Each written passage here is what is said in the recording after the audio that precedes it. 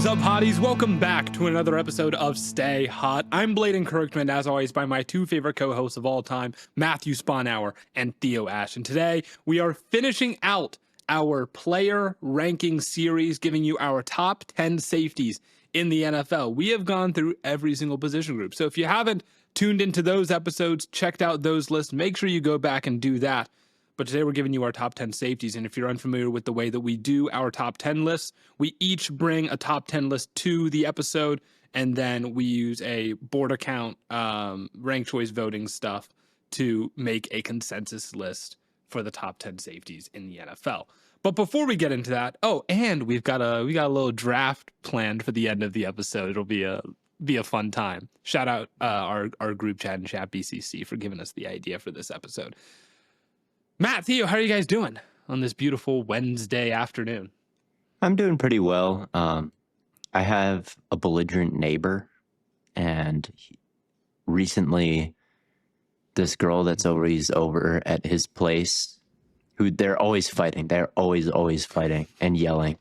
Mm-hmm. She left and she threw a rock through his window. So we heard broken glass, and we called the non-emergency police line and reported it. But this guy finally got evicted, and he took all of his stuff and he built a fort directly outside the apartment complex. So he's still our neighbor. He's just living. He built a fort out of his stuff. So like the roof is like a folded up bed frame, and like there are boxes that are the walls, and there are like bikes that are the walls. Like, I went up to it because it looked like just a pile of stuff, and then I realized he was in there with his two dogs.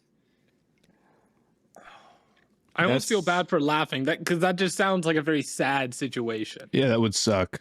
That is a very interesting play, though. Is it? It is an interesting play. We'll see how long it lasts, but he got evicted, but he's still my neighbor. So is it like on the property of the apartment building? So in back of our apartment building, there's an alley, and then there's a wall, and then there's a parking lot where I park. And he has built the fort exactly in the confines of one parking spot. So there's an kind of an alley separating us, but you can still it's right outside. It's right outside. So it's like, it's not funny, but it's a little funny. It's a little funny that he built a fort. Okay. In the confines of a parking spot. Is this like a public like? I was touring apartments with my girlfriend today, and one of them had like just completely free parking. Like they don't check if you have a parking pass. Like they don't have parking passes or anything. So anyone in theory could park there. Is that kind of the same thing, or do you need? No, he will definitely get moved because you have to pay for this parking. He's built his fort right next to where I park, and I pay for parking. Okay. Yeah, so we're still neighbors. But yeah, that's what's been going on with me is this whole drama of the belligerent neighbor still being a belligerent neighbor. Yeah. Well, at least his life isn't boring. No, he's got a very interesting life, I feel like. We should bring him on the podcast one day. At least his life isn't boring, I suppose. Hey, Brian, do you want to come on the podcast? That still probably sucks. All the shit you've been through? My neighbor's pretty great, dude. His name is James. He's a college football coach, and he keeps giving me Cleveland Browns rookie cards. So like a couple years ago, or like I guess last year, he gave me a Nick Chubb rookie card, which is sick. And they're like wrapped, so they're like mint. I guess it's like his thing is he like collects mint cards. And then last night he just gave me a Joe Thomas rookie card. Damn, you're going crazy. It rocks, dude. It rocks. Shout out James. I got my new chair. It's only okay. It's not really tall enough for me, but no chair is. Are you using it right now? It looks. Yeah, I am using it right now. It looks exactly the same to your old chair. I'm not going to lie to you. It's just gray. Outside of that, it's different, and it's got a mesh back. Okay. But my old chair did not have a separated headrest like this, so you don't know anything. Okay. That's true. So that's kind of the minor thing. Like, it's cool if I'm way far away from my mic, so the audio quality sucks. Like if I lean down, it's like beautiful. But if I sit all the way up, this is the situation that we're in, right? Because I'm taller and I'm more torso than anything. Yeah. And I just think I'm going to have to suffer. Adjust at all? This is it all the way up. So it is what it is. It's got more knobs and adjustable things, but like not important stuff. Right. Or like some important stuff, but not what I need. I have been sleeping better, so that's good compared to last episode where I was totally crushed. But I have this red dot on my nose, and I've had it for like literally 2 months now. Like it won't go away. And for a long time, I've thought like it's just a pimple, right? That every time I would get out of the shower, I'd go to like wipe my face, and then I would pop it back open and it'd start bleeding or whatever. But I haven't done that in a while, and it's still not completely gone. So I'm a little bit suspicious of it. And I'm thinking about going and getting it checked out. So kind of, I guess we're 1 for 3 is what I'm getting at. We have a concerning red bump, but it just looks like a scab. So I don't know. I don't want to. Yeah. I'm not trying to be. Can you get closer to the camera? Can we? The Logitech Brio is not going to pick up the level of detail we need for a diagnosis. If I was on the Sony right now, that's true. You could take the comments lens, would let me know regardless. That's true. And I think the fact that the comments haven't said anything up until this point says that you're probably okay. I mean, I imagine I'm probably fine, and I shouldn't even get it probably. I would say that's exactly what it means. I would say there's at least 10 PhD students in our comment section, and probably 5 other like full-time doctors. God bless the comments. I'm taking the under on 10 PhD students. There was one guy who wanted us to help him study to get into medical school, and we never did it. We never did it, so that's our own loss. We should have been investing in that. So we're down to 9 PhD students at stuff. We're down to 9 PhD students, but you probably failed. You guys want to get into the safety rankings? Yeah, and Matt, you read my mind, and I love that you can do that because it really makes my job so much easier. So let's get into these top 10 safety rankings. I'm double checking here because I didn't double check before we started that we don't have any honorable mentions, but I'm like 99.9% sure that we all have the same group of names in some order, and that looks to be true here. So no honorable mentions here. I anticipated potentially like Javon Holland getting a little bit of a nod, or I've seen a lot of love for Brandon Jones, but I wasn't going to include him on my list. Considered him. So considered.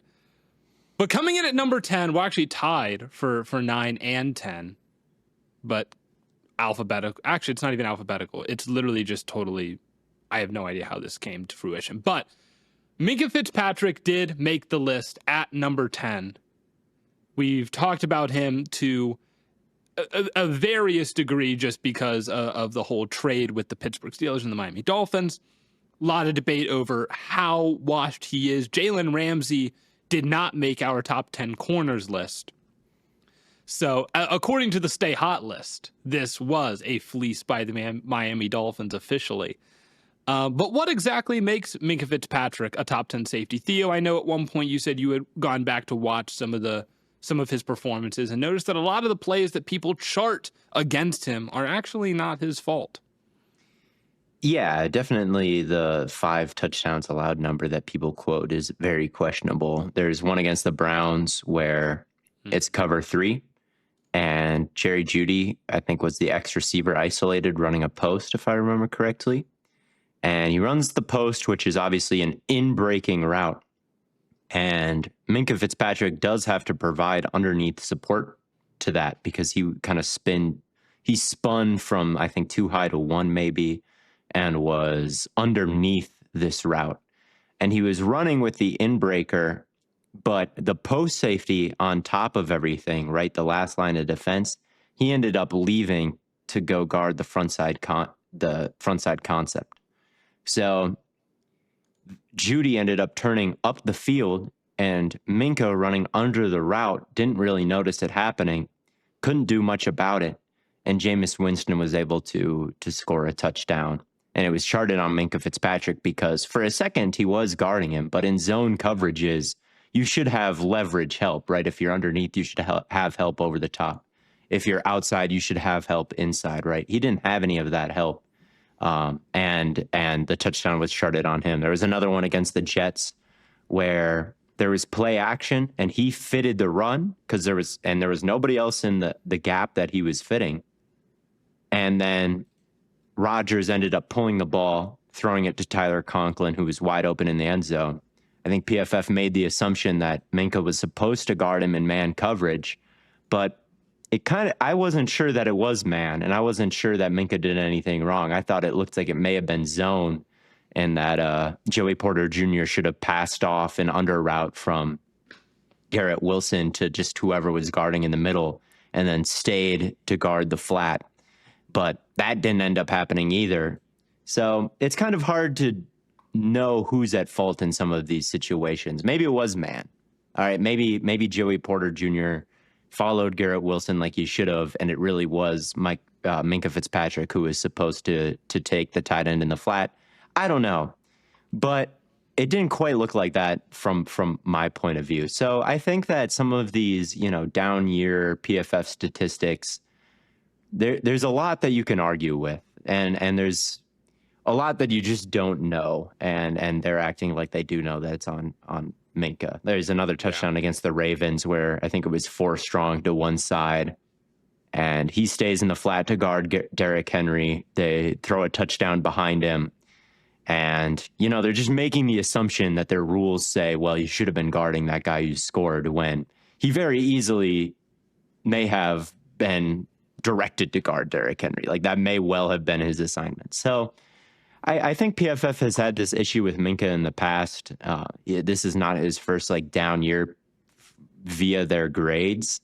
And I remember making a video on the Stay Hot account a while ago and saying PFF is undervaluing him. They just signed him to a huge contract at this point. This is 3 years ago. And he deserves it, right? He's covering up issues that other players are creating. He's trying to cover up issues that aren't his fault, and then touchdowns get scored, and he gets all the blame in their charting, and it's not quite deserved. And I do think that that's happening again with Minkah Fitzpatrick. I think maybe he's lost a little bit of a step since then. Maybe he's not quite as explosive, but I still think as a last line of defense, as a guy who is there to prevent big plays, who's there to make, the crucial tackle that separates just a big play from a touchdown, he's still someone who's very trustworthy as that, and still somebody who can take on contact. But I do think that he isn't quite as explosive and twitchy as he was when he was. And that's what I was thinking is okay, what's the difference between Minkah now and Minkah, I don't know, a few years ago when we would have had him as one of the one or two best. Yeah, we probably would have had him at 1 or way up there. I don't think he's quite as flying around the field as he used to be, but I totally agree. His ability to recognize what's going to happen and make a play on it, or his ability to see it happen and still go react quickly, covers up for a lot of that, in my opinion. And there's a few other guys on this list who maybe aren't crazy athletes, but I really do believe that range has just as much to do with how quick you can get going a direction as it does how quick you actually go once you want to go that direction. So Minkah, to me, is still in the top 10, but he was borderline. I had him at 10, and I think there's a few other guys where I could totally see saying they're better and kicking them out. Yeah, I think the step back is taken into account in our rankings here. And we talk about this to some extent with corner too. The big thing, the big criticism for why the Steelers traded him. I mean, there were literal reports as to the Steelers traded him because they saw less production on the football. Part of that is just if you make a lot of plays on the football, teams are going to stop throwing it at you, and so I find it hard to hold that against him, right? I mean, there's a lot of safeties on this list who are higher than Fitzpatrick that didn't have a insane production on they weren't I mean, how many guys in here had more than 4 interceptions? Not many, right? So I don't know, that's a good question. A handful. Yeah, it's not 0, but like 2. C.J. Gardner-Johnson was also somebody that we could have considered. yeah, we could have. Yeah, I don't think it's crazy to leave him off, but he's within the tier that we're talking about currently. Yeah. The production on the ball thing, you're right that if you're a safety and you have a first-team All-Pro season, it's going to dissuade teams from throwing deep against you. And that has happened to the Steelers. But I also think, like, there's a guy like Brian Branch, right? And he's in the peak of his powers, and Minkah's maybe not. And you can put Brian Branch in a bunch of situations to get production. Like, he can guard slot receivers perfectly, right? Like, he can be in the box all the time and gain production that way. And it's like, could Minkah still do that? Maybe, I don't know. But we'll see how the Dolphins plan to Yeah. utilize him if that changes up, because the Steelers definitely, I mean, he was probably one of the most free safety heavy guys on this list. I think that honestly affects the targets as much as anything. When you're in the box, it's just easier to have targets go towards you than it is when you're like way deep. I think like Brian Branch led the league in targets as a safety last year. And it's like, well, does that have to do with like teams aren't scared of him at all because he sucks? Or like, you know, who else was top 5? Kyle Hamilton. And we have him pretty high on this list. So I don't know if I like can fully sit here and say like there's a very obvious connection to like how good a safety is versus how much teams throw towards him. I feel like scheme probably plays a way bigger factor in that than anything else. totally, I completely agree. Yeah, and Minkah, I mean, I'm looking back 2022 and 2021, he was also like totally free safety dominant. So yeah, I think that plays a major role. And Is it man coverage? Is that what it is? Because the Lions are super high in man. That might be it more than anything else. They are. Mm-hmm. So. And I think when you're a free safety, you're always kind of a support player because you're a +1. The quarterback, he takes the snap and he throws the ball. He doesn't block. He doesn't run a route. He doesn't do any of that. So in some ways, as an offense versus a defense, it's 10 versus 11. And that extra guy is the free safety a lot of the time. So if you're playing a lot of free safety, a target might be towards you, but it's also towards somebody else. It's also towards a corner. It's also towards a linebacker. Like, you are kind of this bonus player who's there to help everything. So it's tough when you're playing free safety to be charted as the guy who's targeted, because there's probably somebody else who's more directly involved with covering a specific wide receiver who's thrown to on the play. Right. Yeah, and especially like, and we'll talk about Hamilton later, but he is a guy that, I guess, in the back half of this year, we saw take over a lot of the kind of signal calling responsibility. And so that almost allows him a little bit more control over positioning also in a way that Minkah might not have. I don't know how much like signal calling control Minkah has, if any. Yeah, I don't know that either. And that's something that, you know, I see a lot of dialogue on like every coverage bust can get blamed on Minkah because he's the last line of defense and he's the vet. That's a good point. He's the communicator. So every time there's a busted coverage, it's like, well, Minkah should have done something because he's the one who's, you know, the leader, right? He's the one who is the +1 who's able to see everything. And I'm just not sure how fair that is. I'm Maybe like, it's super fair. Who is the signal caller on the defense, right? Like how much like is Watt given? I feel like Watt would be given a lot of responsibility, right? We talk about how smart but he's a D end. is.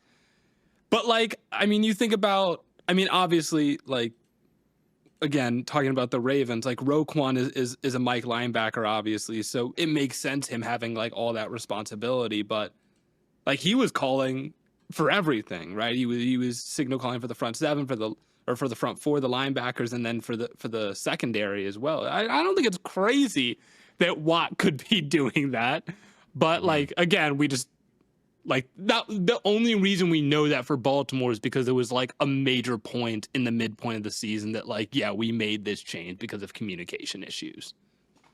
Yeah, So. yeah. I mean, there's the green dot, right? That's the helmet that has a mic that receives the defensive play call from the defensive coordinator, right? I think Patrick Queen had that for the Steelers last year. They gave it to Watt apparently for a game in 2019, and he says it was a whole nightmare.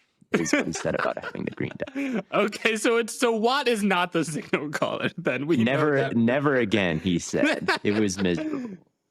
So we know for I get a that, fact dude. It's not him. You know, honestly, I really think it just comes down to like, how can you understand that? Like, I literally just can't hear what they're saying. I've watched a little video where it's like, here's what it sounds like. It's impossible. Yeah. And when you're in a game, like, there's literally no possible way I'd be able to understand that. Maybe it's different in real life, but from the YouTube video I watched, it seems. I mean, and you also have practice with it, right? Like you practice like hearing those in your helmet. And so like you get into game situations and it's sort of like second nature, I would guess. But yeah, no, I mean, you're right. That it would be incredibly stressful to have that on your plate. But at number 9, so number 10 was Minkah Fitzpatrick. Number 9, we have Julian Love, Seattle Seahawks legend. How many good players have the Giants given away, man? I've been thinking about that this week because I was watching. Well, it's hard not to think about it during the Safeties video because obviously we have Xavier McKinney on here. True. So it's like, that's true. Damn, bro. They had 2 really good safeties that they could have kept. Who else are you thinking? I was thinking about Saquon, obviously. Leonard Williams, because you're watching the Seahawks defense when you're watching Love. And the other thing I was thinking about this weekend was Ben Brendelson, because I made a video on Darren Waller. And in 2023, the Giants right guard was Ben Brendelson. And he just had a pretty solid year for the Buccaneers, and he was okay on the Giants as well. And then they let him walk and replaced him with Greg Van Roten, who's worse than Ben Brendelson by a lot. So I was like, man, there's just so many players that they had on their team that are potential Pro Bowlers or solid players or even above that, all pros or offensive player of the years that the Giants have just given away over the past few seasons. And Julian Love is one of them. Probably another team we can throw in that like a bad front office, bad ownership group, you know, just like if you keep making bad decisions over and over and over and over again. I mean, what was the clip from Hard Knocks where they were like, yeah, bro, we've got to get rid of Saquon to pay Daniel Jones. Yeah, we have to get rid of Saquon to see how good Daniel Jones really is. Yeah, I don't know. Like what? But anyway. Yeah, Love is, I feel like, a really classical, great over-the-top free safety to me. I mean, he's got really good range in the sense that he's got good movement skills, and he obviously sees the field super well. He's also somebody like, he was a cornerback in college, if I'm not mistaken. So some of his like matching ability, I feel like is really good. And he's somebody where I'm really impressed the way that he's able to close on like a receiver who's getting targeted, where, you know, he can work his way in front of somebody and make a play on the ball without creating a penalty, which I always feel like in real time at real speed would be nearly impossible. So, yeah, I think he's also, I kind of thinking like the maybe 8 or 7 to 15 tier, but I gave him the nod. Yeah, he had a huge year last year, and I feel like he reminded me a lot of Jessie Bates. Like watching the two of them kind of back to back, I thought that they were pretty similar. Like such good fluid movement, like flipping your hips, really smooth back pedal that can change to a closed downhill in an instant. Production on the ball, just seeing the game kind of in slow motion, it feels like from that high safety spot. Struggles a little bit with tackling in the open field, not like a, you know, they're not Brian Branch, they're not Kyle Hamilton, but well, him and Budda Baker are the smallest guys on this list. That's true. Budda doesn't quite struggle with the tackling as much. He's a little better at that. He's maybe a little bit of an outlier at that, possibly. Totally. I mean, we'll talk about Budda and his tackling. But Love is underrated. Like, Love is super underrated, I feel like, despite maybe some questionable tackling moments. Like, I compare him to Jessie Bates. Jessie Bates is highly regarded. Everybody knows Jessie Bates. I really thought about putting Julian Love really high on this list because, man, he just triggers on You everything had him the so highest fast of all of us. Of all of us, so. Yeah, I think I put him right behind Bates because Bates is a little bit more established, but his play recognition, his kind of just cycling from route to route looks so smooth. Like, he did trigger on things downhill, so even if he did miss the tackle, like, he constricted the space, made the running back make a decision, let other guys rally, and it's not like his tackling was completely awful either. Like, he had a great year last year, and he's one of the big reasons to be excited about the Seahawks defense in 2025. He is a name to know. Yeah, man. He's great. It is interesting. Like, I find myself kind of coming around again on Seattle a little bit, and then I remember their quarterback is Sam Darnold, and I'm like, well, he was good last year, but also he hasn't been good for. Darnold's not even the worst year. part of it. I just don't think their offense is that good as a whole. Yeah. How many players are you super pumped about on Seattle's off? This is literally the next episode. We don't even need to talk about this. That's true. I'm afraid, and you know what? I've been kind of labeled as a Seattle hater because obviously I was like the guy who was not that high on the Seahawks, where he's like, you guys are kind of pushing their agenda. But like, dude, I think I'm going to be there again, man. I'm just not that pumped about their offense. Well, you were proven right. I'm not pumped about their offense. Yeah, I mean, I was proven right. I don't think it was like they weren't that great, but at the same time, I also think like them being really stinky in the red zone is kind of a high variance, sort of. Maybe not entirely. It is what it is. They weren't that far off from winning the division. Yeah, I mean trading away DK line is. Yeah, that's I like to look at moves through the lens of like kind of assets lost versus assets gained, just like in collective, and it's just like, well, Geno Smith for Sam Darnold and Cooper Kupp for DK Metcalf is just like. Everything kind of feels at best case lateral move, especially when you consider the problems they've had on the interior of their offensive line. They added Gray Zabel, but again, like you said, Matt, this is the next episode, so like we don't need to get too into on this. But I'm excited about Gray Zabel. I am excited about Gray Zabel. I like Zabel, but like are you excited about the rest of the? I'm not excited about Cooper Kupp. I'm not excited about Cooper Kupp. But we are excited a little bit about the defense. Julian Love's really good. If you still believe in like Reek Woolen and you know, they've got Kobe Bryant out there, and you know, maybe that secondary can look really, really nice. But again, we'll talk about Seattle more in depth when we get into the NFC West episode. Did Julian Love not make the Pro Bowl?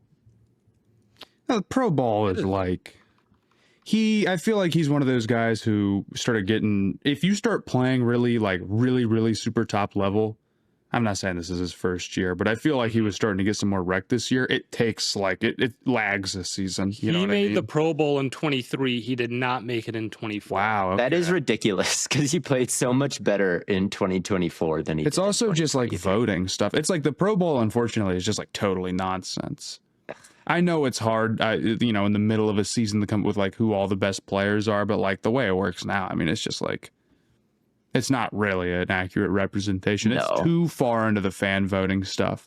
Whereas at least with like an all-star in the NBA, like, yeah, it's not perfect, but it's pretty good. It's okay. Mm-hmm. I also wonder, like Seattle's defense in 23, I feel like would have been so much worse. Not that it was like crazy good in 24, but at least like, I don't know. I wonder if they're like, well, Julian Love kind of stands out more on like this bad. It's like, oh, well. But Julian Love was part of the turnaround. Like Julian Love getting better was why they went from good to bad. Yeah, I don't know. Yeah, I'm literally just spitballing for why he might have missed. But you guys want to move on to number 8? Yeah. At number 8, we have Derwin James. And every time I see Derwin James, I'm reminded of the time where I made my NFL top 100 list and the number of people that I put over Derwin James. Everyone was like, over Derwin? But He's still really Forgot about good. that. That's a long time. Yeah. Yeah. It was a really Derwin like is still a 3 or beast, 4 dude. years. He's one of my favorite safeties.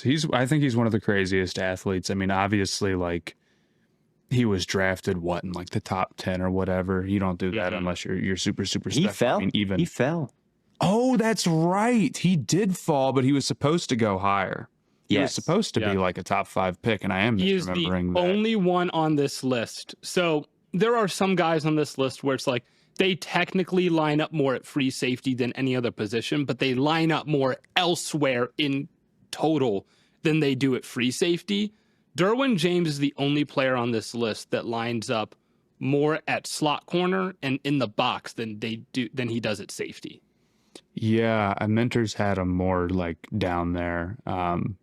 And he's super, super productive. I mean, obviously at Florida State, they were playing him literally everywhere. They'd have snaps where they'd line him up like on the edge, straight up. Like I think with his hand in the dirt.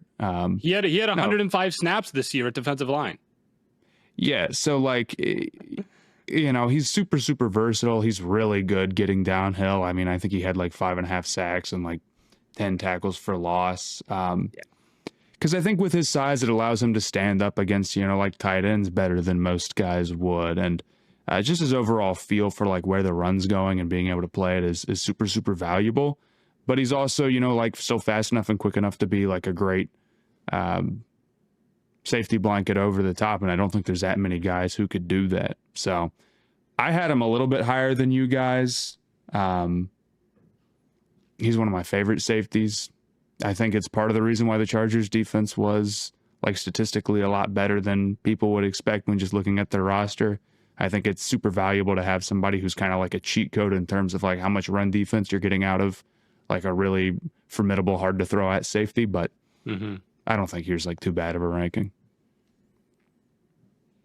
Yeah, I think of him as kind of a de facto linebacker in their scheme right now. Just rerouting people. It's hard to get a target after getting rerouted by Derwin James because he just throws off the whole timing and he'll really pop you in the run game. He'll blitz and get the sacks that you mentioned. I put him pretty low. I think I put him at the number 10 spot.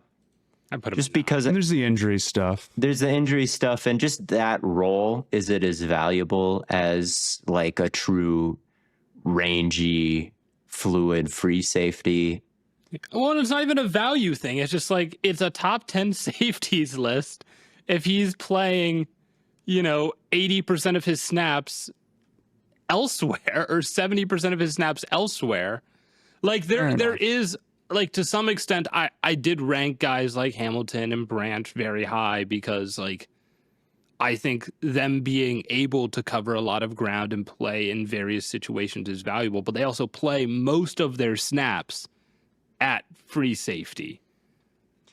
Derwin reminds me a little bit of like a Frankie Louvu at linebacker, where there's so much kind of downhillness to him and blitzing to him, and he's the best at it, Louvu.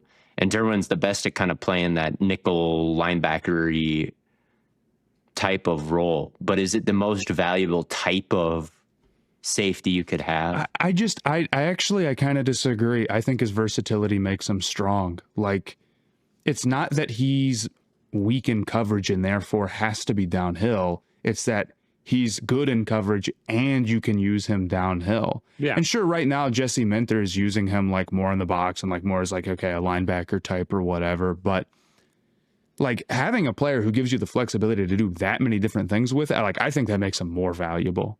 Because there's way more dudes on this list who could not do what he does in terms of like, you know, again, just where he lines up. Then like, you know, I'm not saying he's as good in coverage as some of the dudes we have ranked above him, right? But I think the flexibility is really good. No, I don't disagree. It's just like I think it's the difference between like there's levels to it, right? There's like Jamal Adams, there's Derwin James, and then there's like Brian Branch and Kyle Hamilton, right? I think that's kind of the like if you were to tier this like archetype of player. That's almost. I don't know if I'd say Brian Branch isn't quite the same archetype as Derwin James. Maybe not the same archetype, but like Brian Branch, I felt like lined up how many snaps did he line up? Like That's true. Coming off the. If you just maybe he lined up more down there. I don't know. I wouldn't say that they're really played 27 snaps outside corner this year. Shout out Brian Branch, man, my goat. He went from nickel in 2023 to safety this year, so it might not be as many snaps at different spots throughout the season, but he does have versatility in terms of like where his main position is year to year. Mm-hmm. Fair enough. So that's Derwin James at number 8. And at number 7, we just talked about him a little bit ago, Budda Baker. A little bit better at tackling than Julian Love. Probably, would it be fair to say that he had his best season as a pro? I don't know if it was his best, but he's still like the best tackling safety. Incredible. Yeah, he's definitely the best tackler. He's one of the best just straight up in run support, of course. I mean, and it's strange, but like he also is somebody who like not only is just like knifing through gaps in a way that bigger guys can't really or slower guys can't, but there's also times where like he turns that speed into power. And I'm not saying like he's going up against tackles or whatever and like, you know, holding his own and taking on a double team, but like, are there times where he can like blow up a tight end or push him back or give him a real pop in a way that like most safeties can't? Yeah. So I think it's a blend of just like willingness, athleticism, technique. Like he's kind of got a wide range of things coming together to make him one of the best run support safeties in the entire NFL. I think PFF had him charted with like the most stops. I don't know how reliable their stops are and run support, but like it doesn't surprise me. That stat I definitely trust because I think stops is just like tackles. It's a little bit easier. Yeah. It's better than charting coverages. They charted him with 55 stops. The next closest was Branch with 44. He had a game against the Rams last year where he probably came down and made 10 tackles within like 3 yards of the line of scrimmage. Like he like ruined that game against Sean McVay and the Rams. And the willingness and the effort that you talk about, Matt, is really what stands out to me about him.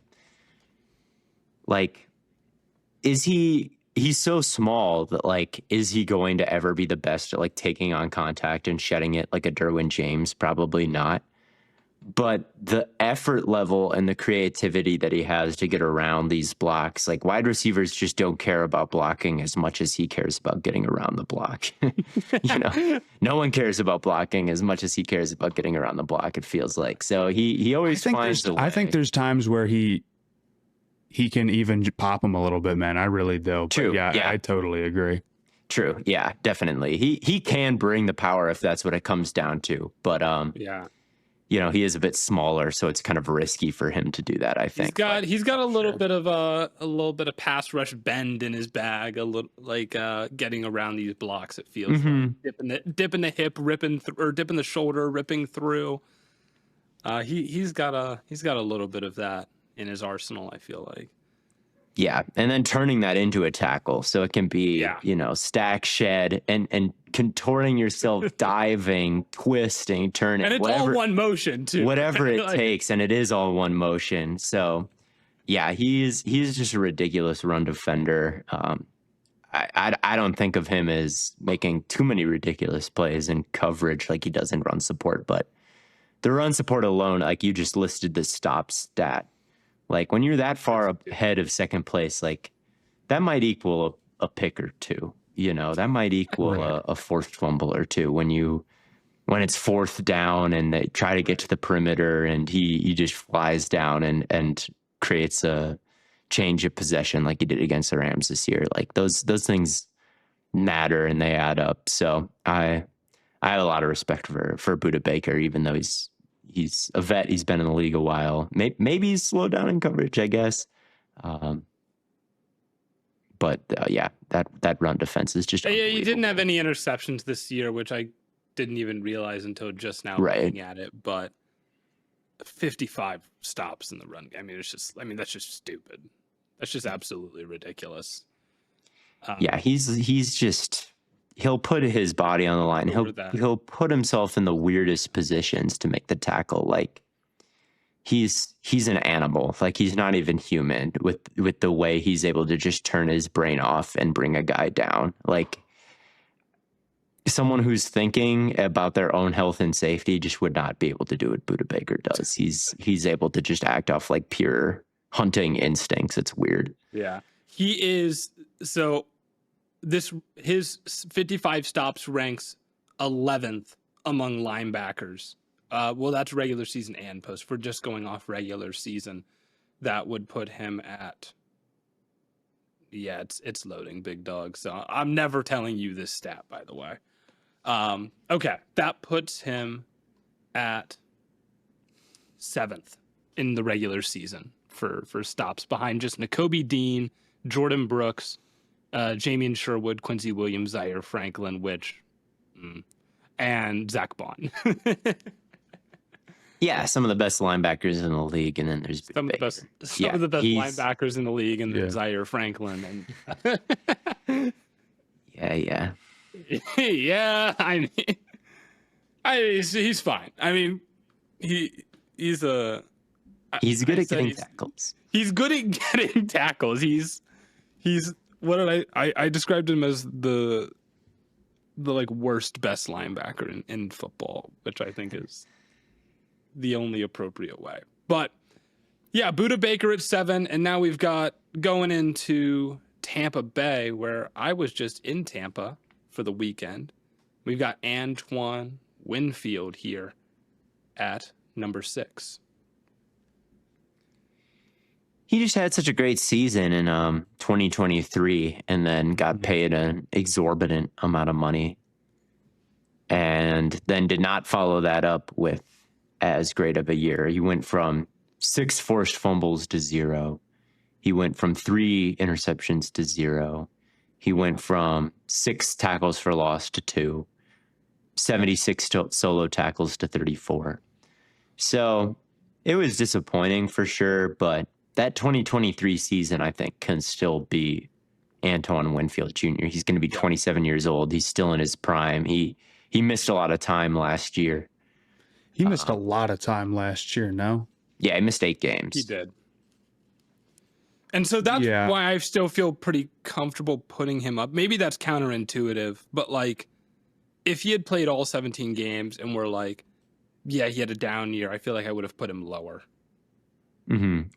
And this is a pretty big ding. I mean, he was first team All-Pro in 2023. He was listed first on the executives ranking on ESPN. So he went from, someone we might put in the top 3 to somebody who's now here at 6. I think of him as just kind of the ultimate fireman. Like, if there's a problem up front, he is going to find a way to erase it. And the forced fumbles stat to me in 2023 was so telling. He had 6 of them. Because, like, not only is he getting to where he needs to go to bring the ball carrier down, but he's also doing it and he's comfortable enough and the game is moving slowly enough for him where it's like, how can I make this from just a tackle to a big play? That's kind of how his mind is working. Yeah, being able to, like run through somebody or run like, and really deliver a blow is different than just like getting there. He's also just super, super twitchy, right? I mean, obviously he's a little guy, so he's got to make up for that. And I think he totally does. His ability to change direction, I think, is maybe the best among any safety on here. Mm-hmm. Yeah. And I remember a play, this was several years ago now, but it was versus Indianapolis, and he leapt up over the top of Michael Pittman and mossed him for an interception. And Michael Pittman's like a 6'4", contested catch receiver. And Antoine Winfield Jr. is like 5'9", like twitchy safety. And he made a play on top of Pittman. And it just goes to show the amount of dog that he's always had in him, whether it be tackling, whether it be forcing the fumbles, blitzing, making plays over the top. He just does it all 100%, which is what makes you a good safety. I feel like just sheer effort matters more maybe for safety than any other position. And he's got a lot of that. Yeah, I mean, that's, both Baker and Winfield. I put Baker above Winfield. But they both kind of have that same, just kind of insane motor. Before we get into the top 5, you guys could be having an outstanding time if you join the Stay Hot group chat. We've got a segment coming up at the end of the episode where we're going to do a little draft, kind of like what we did a couple episodes ago. Just picking random stuff that you guys suggested in there. And, we talk about all sorts of stuff. I've been throwing out an album of the day every single day. Just trying to get people listening to some tunes. We talk about football in there, of course. We talk about the NBA. We were talking about it a bunch during the playoffs, anytime some big trades happen. And we didn't even talk about at the top of the episode some of the signings or some of the extensions, Sauce Gardner and who did the Chiefs extend? I'm totally blanking right now. Trey Smith. Thank you, Matt. But yeah, those conversations were happening in the Stay Hot group chat. So if you're wondering, it's like, oh man, did they not talk about something on Stay Hot today? There's a good chance that we talked about it in the Stay Hot group chat thanks to Chat BCC. So if you head on over to stayhot.chat in your browser, you download the Chat BCC app, you sign up if you don't have an account, and you join what some are calling the greatest group chat of all time. We'll be in there having an absolute blast. You can see kind of our main takes in the host chat, and then in the main chat you can just talk with the fellas, and it'll be an absolute blast. I know we have a great time in there, and shout out to the guys at Chat BCC for making this possible. It's a very sleek, just kind of group chat style app, so it's really, really nice. Stayhot.chat, put it in your browser, join the group, it'll be fun. So let's get into the top 5 safeties here on our list, starting with Detroit Lions legend. There will be 2 Lions on this list, and the first is Kerby Joseph. He had a pick versus the Seahawks to seal that crazy, I think it was a Monday night game. And I remember it was like split field safety, I think Tampa. Gino was trying to win the game right then and there. And he tried to throw like the bender between the 2 safeties. It ended up getting contested, like popping up in the air. And then Joseph flew in, like made like a one-handed grab.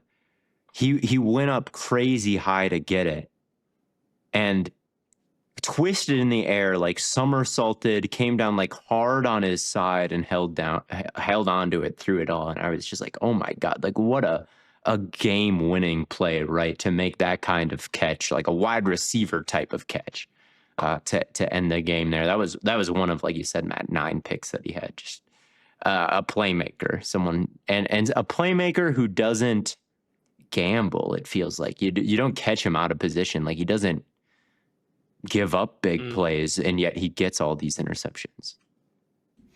Yeah, I don't disagree. I mean, he was only targeted, charged with targets 28 times. So to come up with 9 picks is completely insane. I think that speaks to like his vision. Sometimes the target isn't at him, but he can still get over there and make a play on the ball. And he's another one of those guys where it's about seeing things develop and getting over somewhere that isn't responsible to you. So I think he could have even been a little bit higher on this list. I think 5 is perfectly fair, but I could see him all the way up at like 3, honestly. Yeah, I agree. Because he's also a good run defender. Like he's somebody who can be playing a high safety spot. And I mean, I don't think he could defend the A gap from there, but B gap, C gap, D gap, like he can fit in between these tackles, and he can get in between these wide receivers trying to block him and make tackles. Like he has absolutely no weakness in that area either. So he's just somebody who you get kind of all the good and not much bad. Like not many weaknesses with him at all. Like maybe he doesn't make, when you're watching the Lions defense and you're taking notes, like Branch shows up just like over and over and over and over again. Like maybe Kerby Joseph doesn't make. It's totally a difference in role for sure. Yeah, I completely agree. Yeah. But yeah, Kerby Joseph could be after Hamilton and Branch, I think. Like, yeah, I strongly considered Kerby Joseph after that. I mean, PFF charted him as their highest graded safety in terms of like just defensive grades as well as coverage grades. He was top 5 in tackling grade, which again, how much weight do you want to put in those? Sure, but typically when someone is graded really, really high, it's usually not for no reason. Yeah, they're not bad. Unless your name is Bobby Wagner. But at number 4, we have Jessie Bates, who I feel like is just the truest deep safety in the game. Over the last 3 seasons, he's had 14 interceptions combined. Just an absolute playmaker on the football. He had, I think, 4 forced fumbles last year also. I mean, the guy's just everywhere. And that, to me, is just... You talk about like losing production on the ball with Fitzpatrick, and maybe that's because teams don't target. Jessie Bates is a guy who, kind of like Kerby Joseph, is able to seek out and just find ways to make plays on the ball, even if it's not necessarily his responsibility. He is just everywhere. He is one of the rangiest players in the game. Sure, like he's got great play rec, and obviously he's a great athlete. I like how physical he is, both at the catch point and when he's going in to make a tackle. He's got a really good peanut punch that I think he pulled out a couple of times last season. So I think he produced like 8 turnovers in 17 games or whatever, which is starting to get into really big difference-making territory. And he's getting up to the age where it's like, I just feel like his ability to see what's coming before it happens only continues to get better and better. It's still hurting the Bengals that they let him walk. I mean, it's just been a brutal decision for their defense, as bad as like dang near anything else they've done outside of like drafting poorly. So yeah, I think having here in the top 5 is perfectly valid. Yeah, watching him, my main takeaway was like, well, he might be the best athlete here. Just the way he backpedals and then cancels that backpedal to close on concepts is just crazy. Like, he's so fluid, so smooth, just unlimited range of motion. And the way he's able to leverage that into baiting quarterbacks and making them think he won't be somewhere and then he is, it's made him super consistent getting interceptions, making plays on the balls. He's had at least 3 picks every year of his career but 1. And it's been 8 years at this point. So yeah, you can just bank on him making big plays any single year of his career.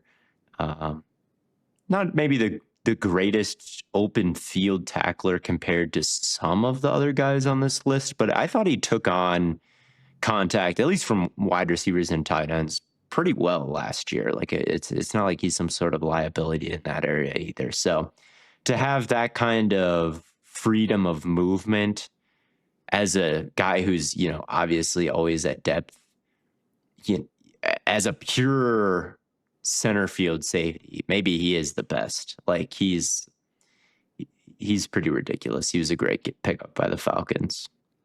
Yeah, it's probably the single, like, if we're just looking at individual moves, it's the worst thing the Bengals have done in like recent memory. Yeah, I'd have to agree when you look at how bad their defense is now. And we'll see what happens with Hendrickson, because currently they absolutely need to pay him as they're in this title window. So they're flirting with their worst move ever, but letting Bates go is legitimately just losing a Pro Bowl talent. Unless Jordan Battle becomes... Unless Blaiden is right about Jordan Battle, which... Unless I'm right about Blaiden's never wrong. Which... If you listen to the podcast long enough, you realize this. If you listen to the podcast for 5 years, eventually I'm never wrong. Eventually, Blaiden's always right. Eventually, the Saints will go 5-17. Thing to know. Never wrong, just early. The Saints will go winless one of these years. But getting into the top 3, we've got Green Bay Packers legend here, Xavier McKinney. Let's fucking go. Excuse my profanity, but seeing a Packer in the top 3 finally makes me happy. Is this the first list where a Packer has been in the top 3? I mean, it must be. There's no other. Adrian Cooper. He wasn't top 3. Oh, top 3. I thought you said top 3. 10. Even top 5, I don't think he was top 5. So, And I think that McKinney is deserving. He's like the safety, I feel like. Just well-rounded, great instincts. If I was going to like tell a kid who wanted to play safety to like watch one safety, It might be McKinney because he's not the craziest athlete. He's not the biggest. He's not like the rangiest or the strongest or anything. Like, look at his RAS. I think it's red. But that means he's bad. That means he's bad. But he just does everything at such a high level, and his instincts are just so crazy. Like, go ahead. To me, more than anything else, he is so good at tracking the ball when it is in the air. It is unbelievable. It is so obvious that, like, the moment the ball is in the air, he just knows exactly where it's going to end up before so many other people.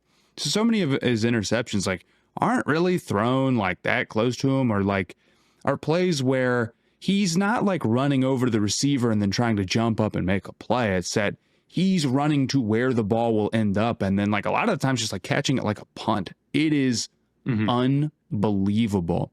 And as somebody who, I mean, like, personally, I feel like tracking the ball in the air is my weakness as, like, just a regular guy. I have no idea how he could possibly do it. It has to be the best of anybody on this list. It has to be the way that he can do it. And I think that more than anything else is where his production comes from. It's a humongous weapon for the Packers defense. I think it's largely what keeps them valid, right? Because otherwise, like, their roster across the board is, like, really not that crazy.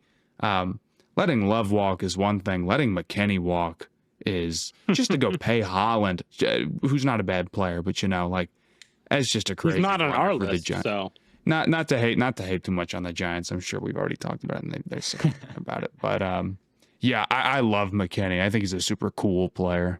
He's cool, and as good as he is at those things, like, he's a good tackler. You know, like, if there were a lot of, they played the Eagles twice, and there were a couple times where it looked like Saquon was about to, you know, make a big run, and then McKinney kind of comes in at the last second and is able to bring him down. There was one time where he failed, and Saquon did break off a big run, and McKinney was the unblocked guy. So that notwithstanding, there were other times where he would just come down and be the fireman that I talked about earlier, and just, like, put out the fire. He'll go for the peanut punch if it calls for it. If there's somebody else kind of in the vicinity to help him out, if it's a solo tackle, I trust him to bring him down. He's not the best taking on contact, but he is acceptable at it, I'd say, and he's got good balance where he's not going to be completely washed out of the play. Yeah, he just reads things out. He's just good at everything. Like, if you were to name a weakness in his game, I just don't know what you'd say. Like, it just doesn't really exist. His RAS for him. score, man, it was His RAS 5.85 at the combine. He had a 36-inch vert. He ran a 4.63 in the 40. And it doesn't matter. Like, those are numbers, but they don't matter on numbers. the field. But like, they do matter. He had so many plays last year where, like, there's a scramble drill, and you shouldn't be able to cover anybody on a scramble drill. Like, you're guarding for 5+ seconds at that point. It just doesn't make any sense.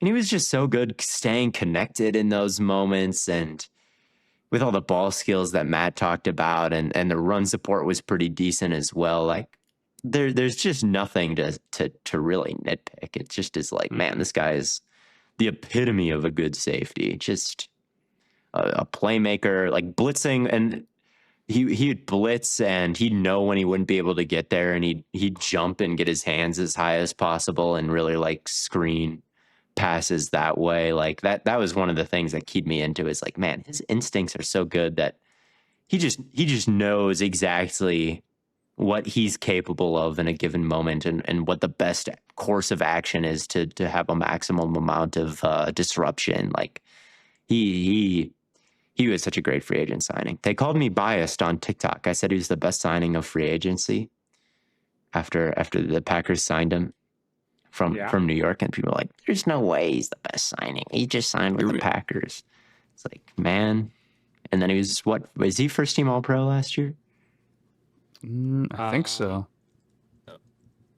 First team All-Pro. I think it was him and Joseph. Season. And then maybe they had, like, Hamilton. I don't know. It might have been Hamilton. Yeah, it was McKinney, Hamilton, and Joseph. They were all first team All-Pro. Or no, Hamilton was second. I lied. Hamilton was second. I don't know why they have them separated like this. Mm-hmm. But yeah, McKinney and Joseph were the first team All-Pro safeties. Mm-hmm. So. Yeah, and he's never making more than 6% of the cap these next 3 years. Like, so he's on a good value deal. Yeah, so it's not too bad. Shout out Gutekunst for that one. He's kind of inconsistent, but man, last year's free agency was awesome. Yeah, they'll call you biased, but They call me biased, and like the Packers make the playoffs is the funny thing. They're like, man, why do you always hype up the Packers? It's like, are the Packers not good? Like, they are good. But then you also don't get to be like complain when like that you have it like bad as a fan. When do I complain about having it bad as a Packers? You did at one point. I mean, they've suffered worse loss, like individual losses. I think the Packers are up there with anyone in terms of heartbreak, but that's because they make the playoffs and lose in heartbreaking fashion there, which hurts probably a little worse. But I forget what your Buckeyes fans are upset take was between the time they lost to Michigan and the time that they won the national title. But I'm trying to imagine in my head. I don't believe it was in line with that logic. No, I believe it was. I'm not logically consistent. There's some fallacies in what I've said over the years. We've debunked you, bro. I've been debunked. You've been completely debunked, buddy. Shit. Yeah, So, we got Mythbusters in. I guess this is my last podcast. It's okay, dude. I mean, like I don't think I can continue on if I've been debunked. I get where you're coming from, though. The Packers usually are pretty good, and yeah, losing big time games like that sucks. It sucks so much worse than just being straight up bad. In an individual season, absolutely. Over the long run, it starts to trend back towards like, damn. Measuring on the Richter scale of heartbreak, those bad playoff losses are like, oh, it's undebatable. 7.5, 8.3. Being terrible is just like a low rumble of sadness the whole constant time. But if you're bad enough for long enough, you're like, damn, I wish I had a team. That's when it gets really bad. So yeah, I'm glad that I'm not in that situation. But anyway, enough about the Packers and my vindicated bias. Real. Getting into the top two here, these guys were neck and neck, and they were the two guys that we all had both of these guys in our top two.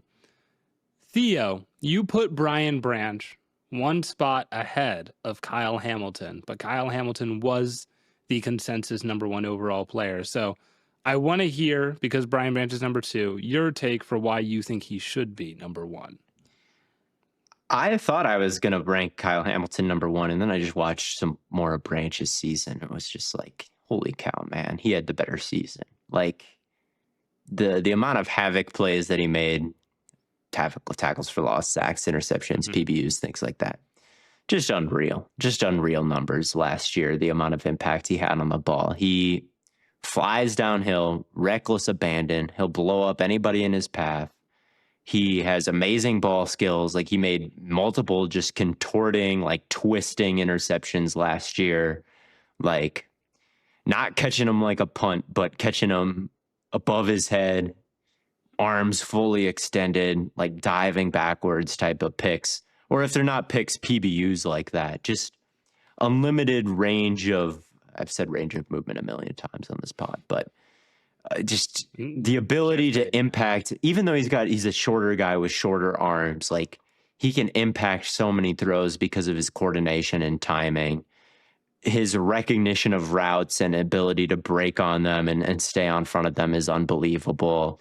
He's a crazy tackler, like being able to twist himself to wrap up the legs, and then he'll wrap up the legs, and then he'll start like pumping his feet and moving them backwards to make sure that there's no way that they gain another inch. They're getting carried backwards. Even against receivers bigger than themselves, he's able to wrap up the legs and start, carrying them the other direction. Like he just did absolutely everything that the Lions needed him to do. And even after Hutchinson went down, they actually had a statistically better defense after that happened, which doesn't make any like feasible sense. Like, how is that even possible?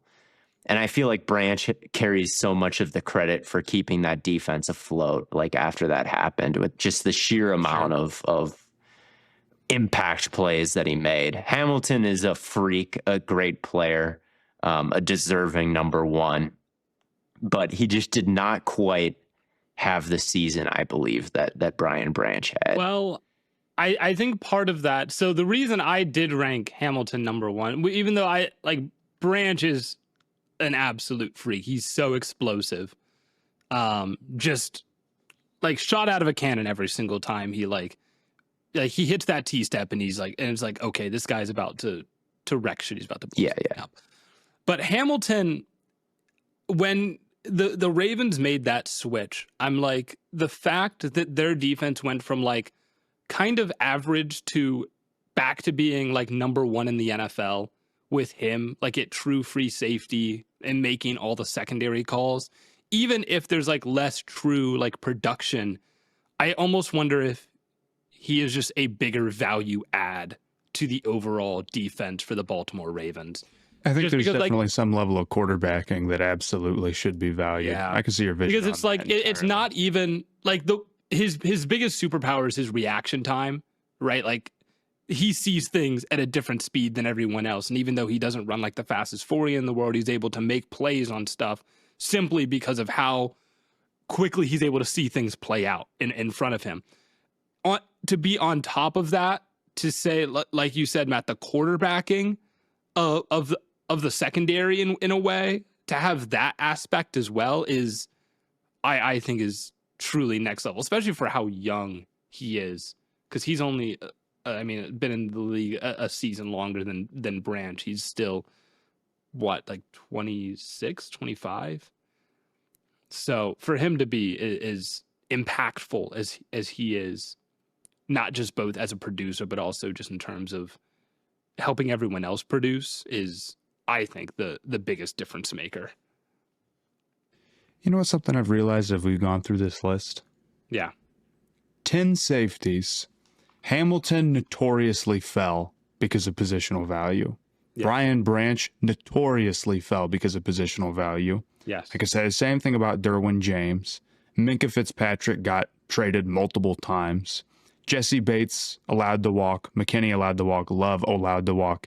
Safety might be the most disrespected position in the entire NFL. Oh, it absolutely the number of times where some of these guys are just like not being valued properly, even though they're like, star players, and then like everyone ends up, because like Brian Branch, like everybody, it's not revisionist history to say everybody knew about this guy. Everyone knew he was an awesome fly around, make play type guy, but he was just I will pull up my big board. He was top 10 on my big board. And he same with Hamilton, like same with Derwin James. So like, I think this goes back to like the sort of team building philosophy we talk about, and maybe if we generally agree about, where it's like, yeah, positional value matters, but playmakers are playmakers and can come from anywhere. And if you're so deep into your positional value bag that you're afraid to pay, like, and top safety money is not even that much, if you're afraid to give that out to your top dudes, like, it's a mistake. Yeah. And like, I see a lot of people, like, again, not to just keep going on about the Steelers trade, but the whole argument of like, well, Jalen Ramsey plays a more valuable position. It's just kind of nonsense, especially like when you consider that they already have multiple corners there, So like, there's already reports that he might just end up just 1-for-1 replacing Minkah, right? So like, I don't know. Like, is it a more valuable play? The way I've been trying to think about it is like, corner might be a more valuable position in the sense that like, yes, you want to stop opposing teams from like creating big plays through the air, especially like one-on-one. You don't want guys that just lose against like Justin Jefferson and Jamar Chase all the time. But if you have someone at that position who is just not good, then that player is not more valuable. They are a bigger handicap now because they are less good, as opposed to like if you had a guy like Hamilton or Branch or Bates, you would be better off even if you had worse corners than being like, well, I don't want to have like Bates on my team because I want to try and like bring in this corner. Like it just trying to make that math work for value when one player is just like clearly a top 5, top 10 player doesn't make sense. My question is always, how do analytics account for things that don't happen? You know, like if you're a safety and you make a mistake, it might be a touchdown more than any other position, right? Like you're the last line of defense. If you just do your job, nothing happens to you. You don't get a PBU. You don't get you don't get much at all.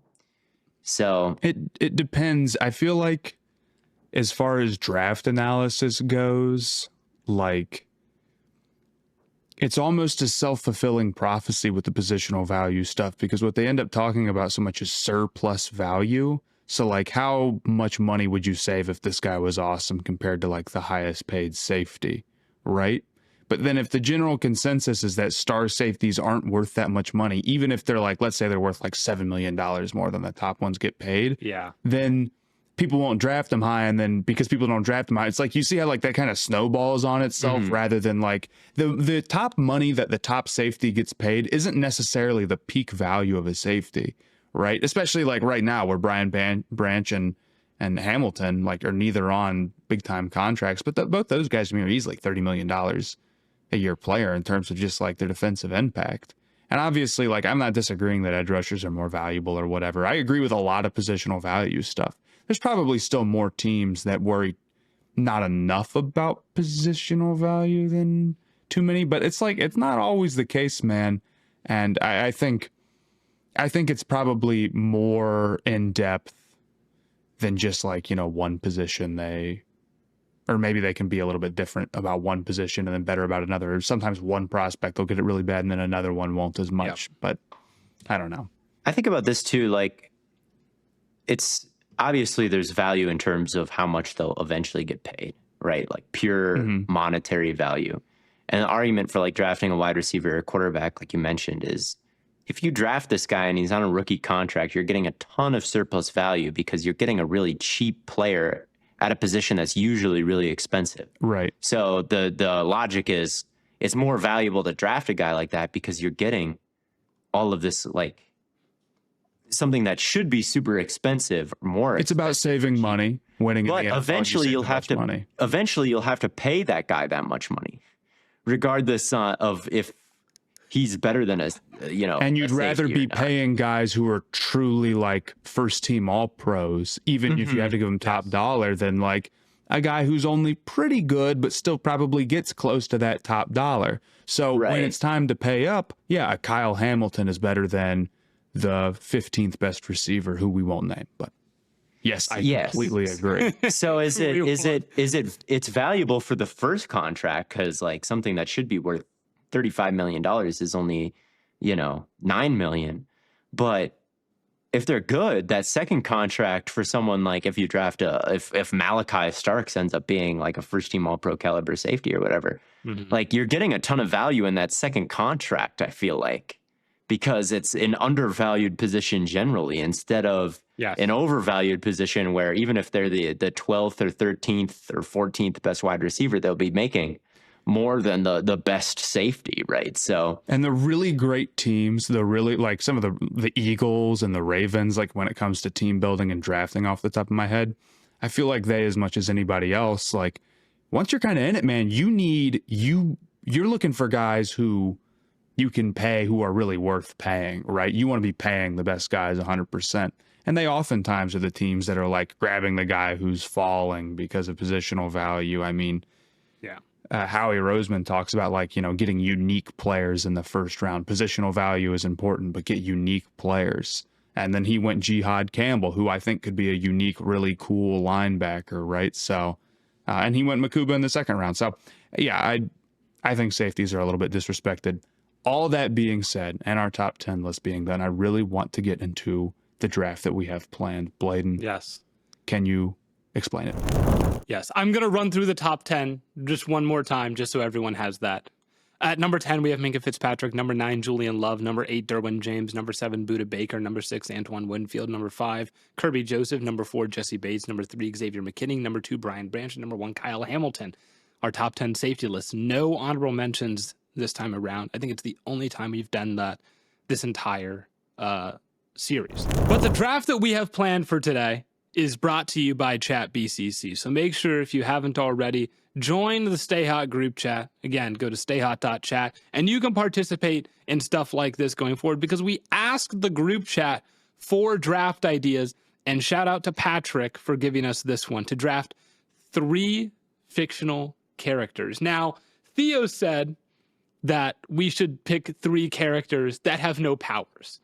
Right. And the idea, agree. I think that makes it way more interesting. I think it makes it way more interesting too. Are we doing it for a fight, or are we doing it just for like just top 3 fictional characters? Okay. That's how I plan to do this.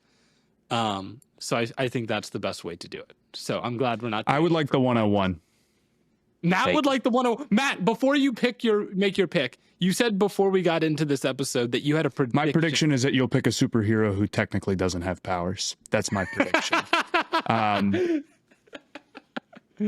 Specifically Iron Man, but also I could see you taking Batman on the turn. That's just my prediction. I would not take Batman. Iron Man is someone I thought and about. I'm kind of surprised that was not your qualifying question, because you usually have one. The reason that's not a qualifying question for me is because it's not a fight. Fair enough. Okay. At the 101, I'm taking George Costanza. I think. Yo, no way, dude. That's a obviously great pick. I think that's obvious. Yes. That's why I want the 101. I don't have that much concern about like you guys taking the people that I've thought of. Luckily, drafts like this, George Costanza was on my list, dude. There isn't a straight up big board, but obviously George Costanza is one of the funniest, just silliest. It's kind of Larry David, but you can't pick Larry David from Curb because he's playing himself. So yeah, I'm going George. No explanation. Yeah. Best character on Seinfeld. Is he the best character on? I mean, Kramer's pretty great too. Kramer's great. Elaine's great. Jerry's okay. Yeah. Jerry's okay. You are Jerry, so it's okay. I don't see that as much as you, but I don't know. I just feel like, again, let me know in the comments, guys. I feel like Matt has a lot of Jerry Seinfeld mannerisms in his, I don't know, just in his everydayness. Like what? I don't know. It's just just the way you talk. I don't know. You just got some of his mannerisms. Maybe I don't. Look, Jerry. I'm not even hating on Jerry Seinfeld and Seinfeld. I don't want to I don't want to one-to-one is only okay in it, and like definitely like Elaine and Kramer and George are just funnier characters, and Jerry's a straight man, so like there's some level of that going on for sure. Sure. I guess that's fair. Sophia and I are watching New Girl, and she compared me to Schmidt.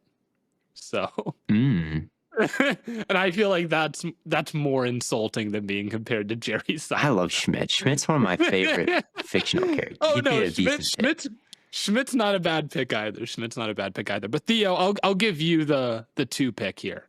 Okay, I'll go with Santa Claus. Santa Claus has powers. He has powers. Oh, right, he does have powers. Now, this is the issue: is that most characters have some sort of power. Is for fictional character. It's a lot of them. A lot of the main ones. I think see you when you're sleeping is definitely a power, though. And getting around the reindeer, that's got to be power. Getting it all in one night. I forgot my own qualification, which was the powers. I'm gonna go with Indiana Jones then. It was on my list. That's a very good pick, I think. That was not I think a lot of Harrison Ford characters you could do well. Harrison Ford is kind of the GOAT, and I think is he on his best with Han Solo, or is he at his best with Indiana Jones? I think it might be Indiana Jones. That's up for debate. And the fact that it takes place on Earth makes it he has less powers. I agree. It's I wouldn't say it's realistic fiction, but it's more tied to reality. My goal was to go as tied to reality as possible here. But I don't know. He's in terms of adventures, I think Indiana Jones might have the best adventures of any action hero. And I don't know. Honestly, going into this, I was prepping for the fight, and might still do the fight. And that's why Indiana Jones was top of mind for me as a regular guy with no powers who could win a fight. So even though this is not a fight, that's what I prefer. Indiana Jones could definitely win a fight. And, I think... So, yeah. I think you get the best of both worlds. You get, I'm you get still the fight, fighting you guys no live. matter if you take George Costanza. You're getting beat up. Well, my first pick, Matt, I'm surprised you didn't predict this, is going to be Huel Jinkley. Stay Hot legend. Loyal mascot. Our mascot. You can't have a Stay Hot fictional character draft and not pick the Stay Hot fictional character. You just can't do it. So, shout out. I can't say anything about Huel Jinkley other than it's just a little lizard. I think He's that's just a little lizard guy. Pick. He's just a little. And you know He doesn't what? have much lore. He has no lore. He doesn't have much lore, but he's on my hoodie. He is on your hoodie. I'll give you that. Shout out. He is. And then I have the turn here. And so I will take an actual fictional character with my second pick and take Chowder, the animated character who just loves food but hates panini. Does he have any powers? I've never seen the show. There's no way he can have what I'm sure he's done something magical in the show at some point that is impossible. I mean, he can just eat a lot of I'll food. give it to you. I can't say I ever food. remember thinking that Chowder was like that top tier of a. I just loved that. That was just a show that I always loved. Chowder. As a kid. You don't like Chowder? I don't know. I don't remember having a strong opinion about it. It was a magical world, but I don't think Chowder was. It's very. I guess it is sort of a magical world, but he's not. I wouldn't consider him a magical character. I would consider Mung Daal a more magical character because he's the one cooking the food. Okay, I can live with that. I can pick someone else if that's too. No, I don't think you should pick somebody else. I think that that counts. All right, cool. So then Theo comes back to you. It does come back to me. I'm gonna take John Locke from Lost. Have you ever seen Lost? I haven't seen Lost. I've seen some of Lost. He's like, is he the main? It's been a long time. He's the guy whose legs don't work. No, that's Jack. Okay. John is the bald guy whose legs don't work, and he's like, "Don't ever tell me what I can't do." And then he can't go on his walkabout because he's in a wheelchair. Because like obviously he can't go on a walkabout in a wheelchair. So he's like, and he's pissed. He's like, he's calling everybody a hater. And then the plane crashes, and he finds that he can walk again. And then he's like, he's just kind of vague and cryptic, honestly. But again, I think he would help in the fight because he's like kind of the survivalist. You are planning for this fight. I'm still fighting Chowder and George Costanza and all these guys with Indy and John Locke from Lost. Okay. I'm really surprised. I'm really surprised by the fight aspect. I'm sorry. I've already got my 3 built, and I can sit here and take them at number because I've got the turn. Yeah. I'm gonna go Bart Simpson. Now, I don't want to hear anything about how Bart Simpson has powers. I'm sure in episode 19 of season 17, he's done something that is magical. Being in a smash and stretch cartoon doesn't necessarily make you powerful. That's a great point. That's exactly how I would put it. Absolutely. Yeah. But Bart is just a classic kid. I mean, look, he's on all the t-shirts for a reason. Bart's a legend. He's skateboarding. He's cutting up. It's easy to relate to him. And the Simpsons early stuff is really funny. It is. So yeah, I'm gonna have to go. He's the boy you love to hate. That's one of my favorite. That's one of my favorite Homer lines is him saying that to Bart's teacher at a parent-teacher conference. He's the boy you love to hate. The concept of a dad saying that about his son just cracks me up. And then with my third spot, I'm going to go Kim Wexler from Better Call Saul. She's just the goat in that show. She's scheming up with Jimmy, but she knows when to, well, I guess she didn't know when to call it, but like, it's like she's a little bit more straight-laced. She's got schemes of her own. She's funny. I mess with her. So Kim Wexler is going to be my 3. And I'm feeling that was my top 3.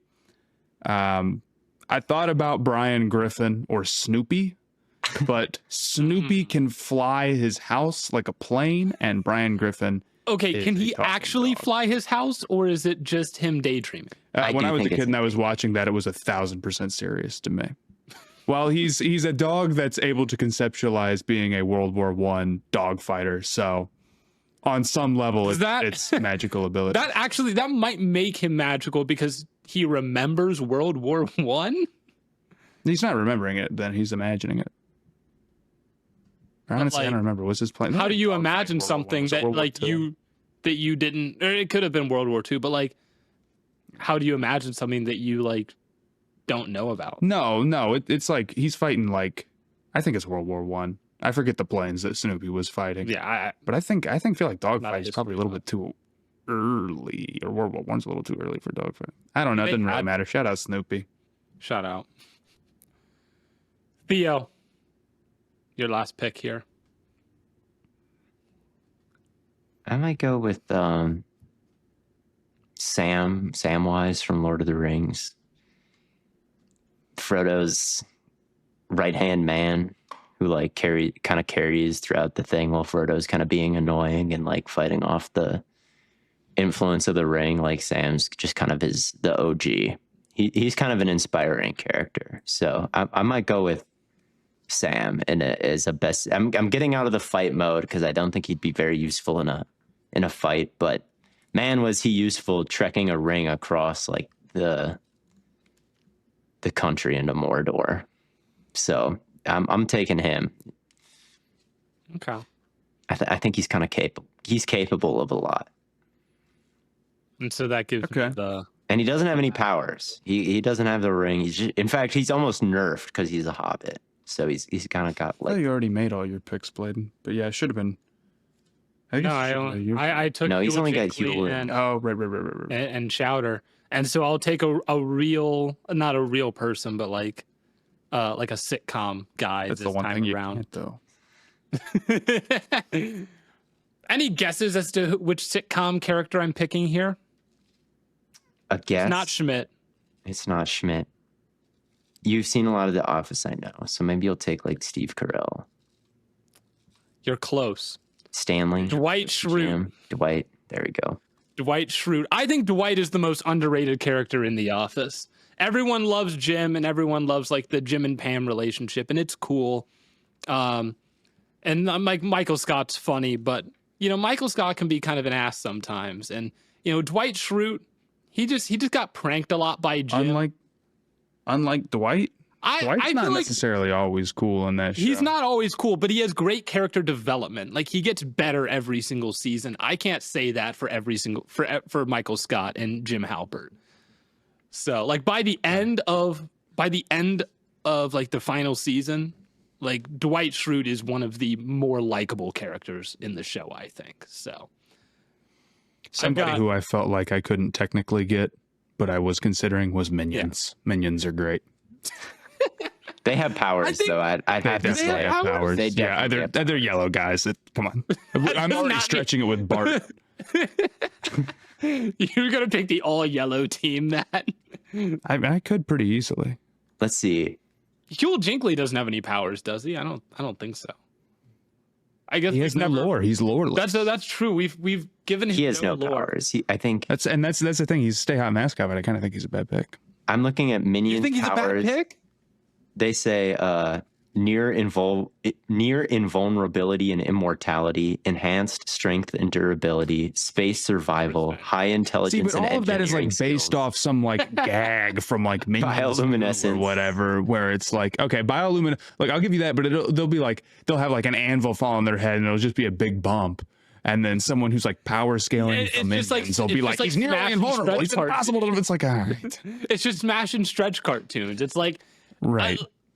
But I thought about picking like either Tomcat or Jerry Mouse.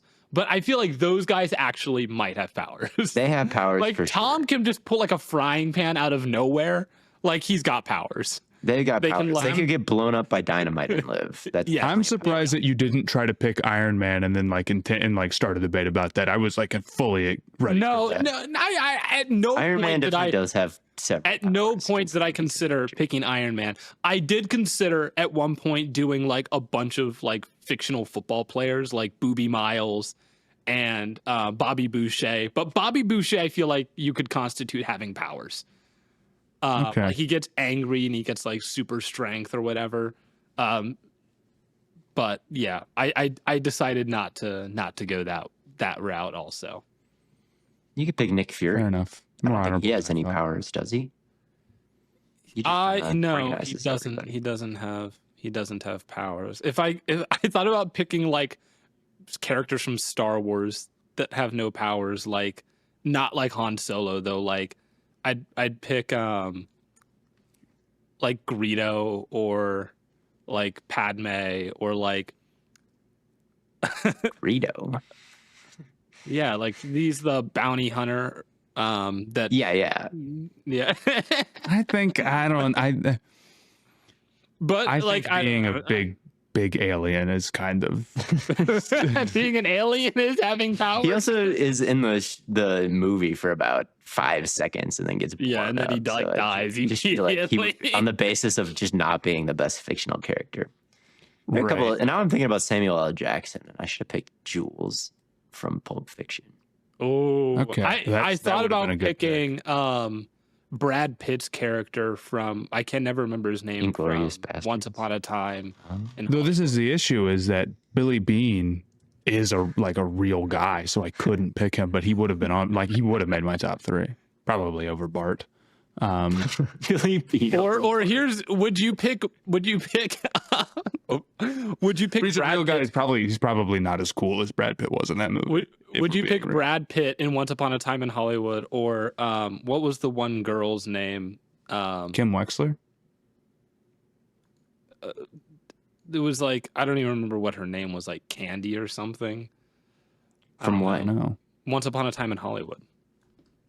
I didn't think Once Upon a Time in Hollywood was like Brad Pitt's like absolute best performance of him. Yeah, but it's my favorite Tarantino movie, so. Pulp Fiction better. I was thinking Sherlock Holmes as well, but I think he has Oh powers. no, he definitely. Dude, I should have he picked House, definitely has bro. powers. Have you ever seen House? House. I think. Oh, like, you on should have picked TikTok. House. Oh, that's I'm comfortable with my top 3, but yeah, No, I House was. going on House draft definitely is- should have is been up there, criminal. man. Who are there any other like really crazy picks that I'm trying to think of stuff I've seen like in clips on TikTok? I mean, I considered Mike Ehrmantraut. He's also a great character. Outside of that, not really. Kramer, I thought feel like could've Steve been- from Minecraft, but then I was like, but then people are He's going to think got that He has powers. powers. I'm No, thinking he's like, got powers. no, he doesn't. He's no. Yes, Bro, he has powers, bro. Dude, he can carry like 100,000 tons. He's got. Well, powers. that's He can that's fly around. going beyond. I've been Steve from Minecraft and fallen That's around. the He doesn't Elytra, take that's not fall damage. Like he can. Yes, he does take fall damage only when you're playing in creative. All right. Oh, The fact that you can Steve from switch to Minecraft does not have creative- powers. Yes. Steve from Minecraft is not supposed to have powers, and any powers that are given to him are reading way too far into game mechanics. Okay. Where it's like he can like carry weight. Well, then how many video game But then characters at are the same out of time, it? he's not really that good of a fictional character because he's just kind of a placeholder. Like he doesn't actually. That's why I have didn't any- pick him. Yeah. But he does not Ooh. have powers. What about He ain't even in Would you have picked anyone from Fresh Prince of Bel-Air? I've never seen that show. Oh. There are some Will Smith Carlton characters that or- I would consider though, like especially the Men in Black. I can't remember Yeah, what letter he is. he was K. Yeah, I think I considered him in Men in Black. Or no, he was J. He was J. Yeah, K yeah. is his partner. And also Tommy Lee Jones. Shout out Tommy Lee Jones. Shout out The Fugitive. Shout out Harrison Ford. Shout out I Don't Care. I don't know. Yeah. Yeah. Yeah. Shout out chat BCC for giving us the idea to, or giving us this specific draft. Theo gave us the idea to do drafts a couple weeks ago, or like a week ago. But shout out Patrick again for giving us this specific draft, and shout out chat BCC again. If you guys aren't in the Stay Hot group chat, you need to be. It's a super fun time. It's a super fun app, and they're always adding new features, so it just keeps getting better. They call it the Jalen Hurts of social media or of group chat apps. It gets better every single time. And I think that does it for this episode of Stay Hot. I'm trying to think if there's anything else. Yeah, I don't think so. So we'll be back to start really getting into more of these division predictions.